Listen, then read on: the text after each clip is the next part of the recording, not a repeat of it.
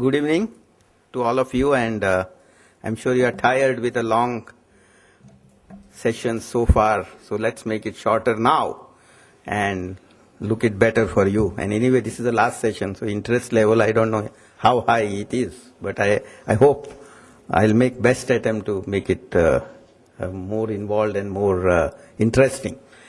We have, of course, very distinguished people from IT sector, government and industry. So really speaking, if you ask me, each one of them brings tremendous experience of implementing IT as a supplier from the industry side and making it happen from the government side. So we couldn't have a better panel than this today to really brainstorm the key theme of this whole event of e-governance, and which is what I'm going to talk about. I'm not going to talk about too much, although I think I want them to talk. I don't know whether you heard the joke. There was a parrot, I believe, which are being sold. Some 10 of them were sitting there, and somebody was going and buying each one of them, looking at them. So each parrot was saying something various, language. Somebody in Tamil, somebody in Telugu, somebody was speaking in Marathi. So one parrot there was completely silent and sleeping. So he asked him, what is this guy? What is he doing? He says, he is not talking. He says, he is the chairman of all of them. So he is very studied, silent. He is only allowing others to talk, which is what I am going to do, hopefully. So, but before I talk seriously, let me kick this off with some interesting statistics for you. And I'm not going to comment on them. For some of you whom I have shown it already, it's not new, but some of you, unfortunately, I could not meet just before the event. We were sitting in the lounge. I'm basically going to tell you how good, if I may use the word within good, quote, we are on e-governance as a country compared to other countries in the world. So this is what I'm going to quickly show you. This is graph number 1.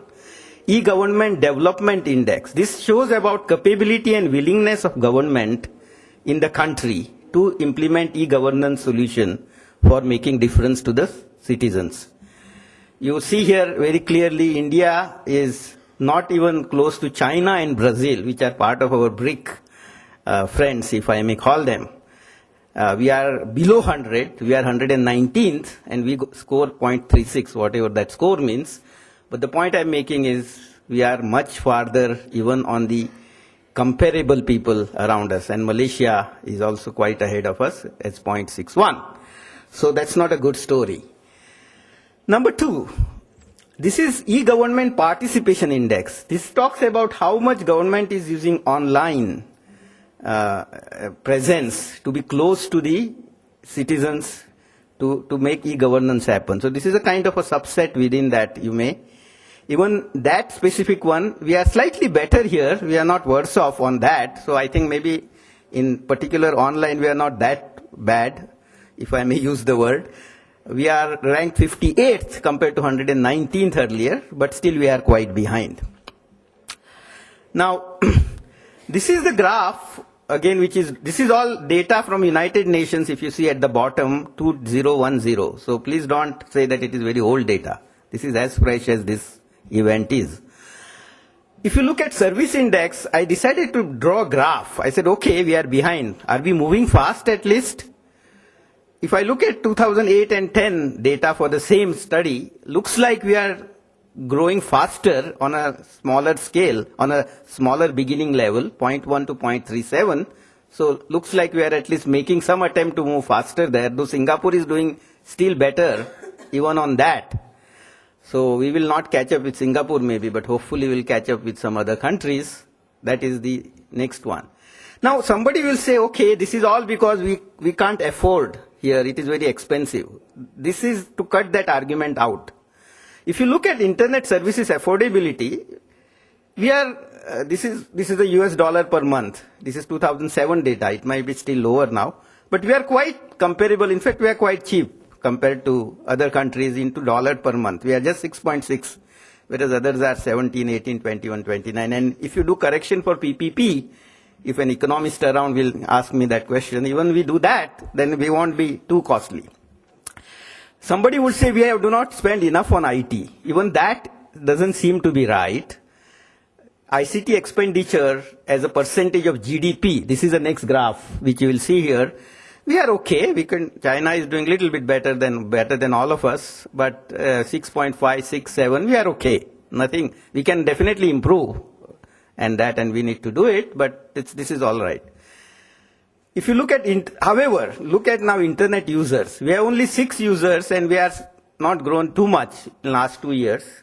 Whereas Singapore has grown from 39 to 69. These are users per 100 people in the country. So Singapore is having 70 people using internet per 100 people. We are 7. Obviously, we are quite far, and we are not growing fast. That is what worries me more. PC users, same story. We have doubled, looks like, between, we have only 3 users per 100 inhabitant, whereas others are all quite far ahead. I didn't have a data for China, but my guess China is around 10 or 12. So 3 to 4 times more PCs than us, as far as I know. So we are quite not there. Fixed broadband services, of course, nothing to talk about. We are not even 1 per 100, whereas others are 21, 23, and growing pretty fast. So this race looks like a very tough race for us, at least in the near future. Okay, so here is my question to all of you. That's where I stop talking. The way I'm going to conduct this, ladies and gentlemen, is I will be asking you a question, each one of you.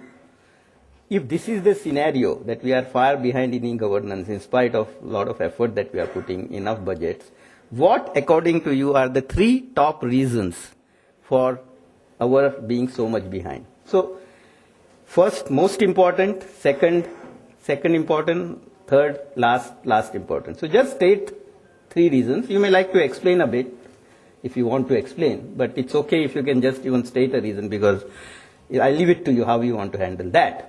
So what we are going to really do is, we are going to ask each of these panelists who are rich experience, what are the top 3 reasons why we, or how we could do better in e-governance? What are the 3 top challenges they face, or they as a supplier face, as the suppliers see it, and government, of course, are the users. And so that is 3.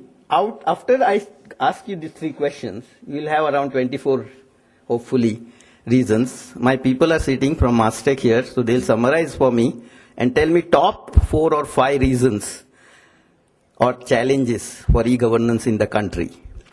After that, what I'm going to do is, for each of these 5 questions, I'm going to again go around robin and ask each one of them, what is your solution for it? For example, somebody says, budgetary It's more or less like an exam. Now you got in my control, unfortunately. You can't help it. I'm not a good chairman, you'd realize by now. So,